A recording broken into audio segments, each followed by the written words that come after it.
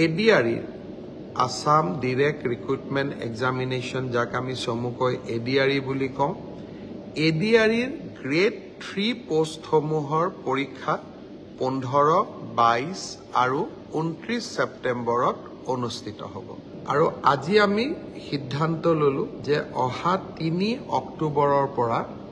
পুলিচৰ ফিজিক্যাল টেষ্টসমূহ আৰম্ভ হ'ব মই আকৌ এবাৰ কৈছো যে গ্ৰেড 3 পোষ্টসমূহৰ বাবে ইণ্টাৰভিউ 15, 22 আৰু 29 ছেপ্টেম্বৰত অনুষ্ঠিত হ'ব এই পৰীক্ষা এবাৰ লোকসেৱা আয়োগে পতা পৰীক্ষাৰ আৰ্হিত হ'ব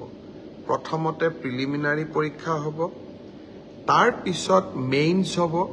আৰু মেইনছৰ পিছত আমি ভাইভা প্ৰক্ৰিয়াৰ মাজেৰে আমি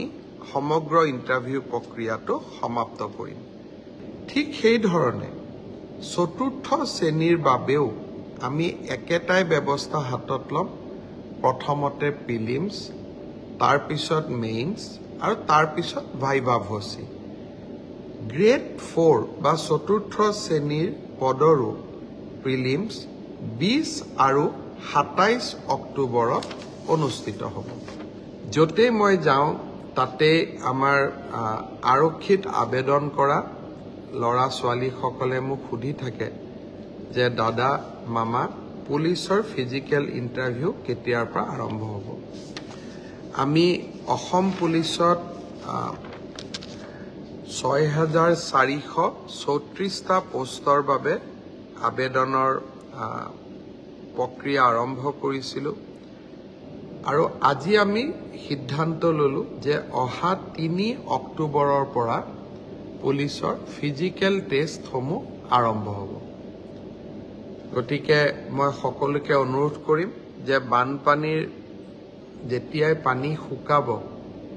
আমাৰ খেলপথাৰসমূহ মুকলি হ'ব আমি দৌৰা প্ৰেক্টিছ আৰম্ভ কৰিব লাগে কাৰণ 3 অক্টোবৰৰ পৰা অসম আৰক্ষীৰ ফিজিক্যাল টেষ্ট আৰম্ভ হ'ব মোৰ লক্ষ্য হৈছে যে ফিজিক্যাল টেষ্ট ৰিটেন আৰু ভাইভা তিনিওটা প্ৰক্ৰিয়া সম্পূৰ্ণ কৰি এই বিত্তীয় বৰ্ষতে আমি যাতে এই 6434টা পদ ভৰ্তি কৰিব পাৰো এটা সুন্দৰ নিযুক্তি প্ৰক্ৰিয়াৰ মাজেৰে লৰা ছোৱালীক নিযুক্তি দিব পাৰো আৰু তাৰ লগে 2025 চনৰ বাবে নিযুক্তি প্ৰক্ৰিয়া আমি যাতে আৰম্ভ কৰিব পাৰো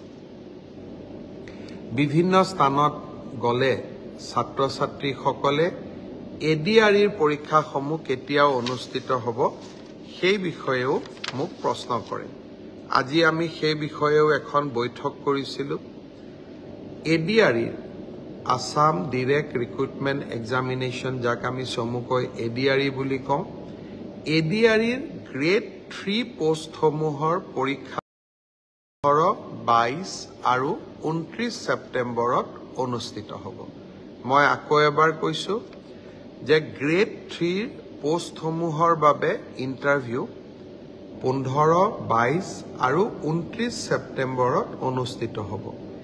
এই পৰীক্ষা এবাৰ লোকসেৱা আয়োগে পতা পৰীক্ষাৰ আৰ্হিত হ'ব প্ৰথমতে প্ৰিলিমিনাৰী পৰীক্ষা হ'ব তাৰ পিছত মেইনছ হ'ব আৰু মেইনছৰ পিছত আমি ভাইভা প্ৰক্ৰিয়াৰ মাজেৰে আমি সমগ্ৰ ইণ্টাৰভিউ প্ৰক্ৰিয়াটো সমাপ্ত কৰিম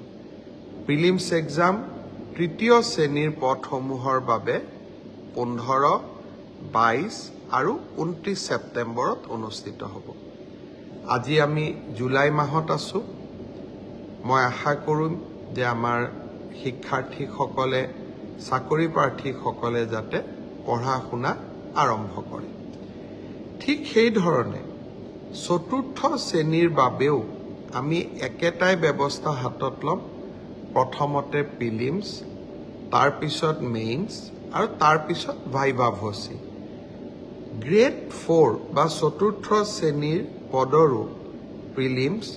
20 আৰু 27 অক্টোবৰত অনুষ্ঠিত হ'ব আমাৰ গ্ৰেড 3 প্ৰায় 7500 পোষ্ট আছে আৰু গ্ৰেড 4ত প্ৰায় 4,500 বা আৰু অলপ 100-200 বেছি ইমানখিনি আমাৰ পোষ্ট খালী হৈ আছে। এটা স্বচ্ছ নিযুক্তি প্ৰক্ৰিয়াৰ মাজেৰে আমি এই পদখিনি পূৰণ কৰিম। এলিমেণ্টাৰী এডুকেশ্যন প্ৰাথমিক শিক্ষা বিভাগৰ শিক্ষকসকলৰ নিযুক্তিৰ প্ৰক্ৰিয়াও খুব সোনকালে আৰম্ভ হ'ব। অৱশ্যে ছেকেণ্ডাৰী এডুকেশ্যনত আমাৰ অকণমান সময় লাগিব, কাৰণ প্ৰথমবাৰৰ বাবে অসমত আমি গ্ৰেজুৱেট টিচাৰ মেথছ বুলি এটা নতুন পদ সৃষ্টি কৰিব খুজিছোঁ। আমাৰ স্কুলবিলাকত, হাইস্কুলবিলাকত ইমান দিনে গ্ৰেজুৱেট টিচাৰ ছায়েন্স আছিলে, মেথছৰ বাবে সুকীয়া শিক্ষক নাছিলে। যোৱা কালি শিক্ষা বিভাগৰ লগত মই বহুত দেৰি বহিছিলোঁ আৰু আমি এটা সিদ্ধান্ত লৈছোঁ যে আমাৰ হাইস্কুলবিলাকত গ্ৰেজুৱেট টিচাৰ মেথছ বুলি এটা সুকীয়া পদ হ'ব লাগে, যাতে গণিতৰ ওপৰত আমি একোজন শিক্ষক নিযুক্তি দিব পাৰোঁ। গণিতৰ শিক্ষক নোহোৱা বাবে আমাৰ স্কুলসমূহত শিক্ষা ব্যৱস্থাত বহুত জটি পৰে। শিক্ষা বিভাগে কেইবা হাজাৰো, বিশেষকৈ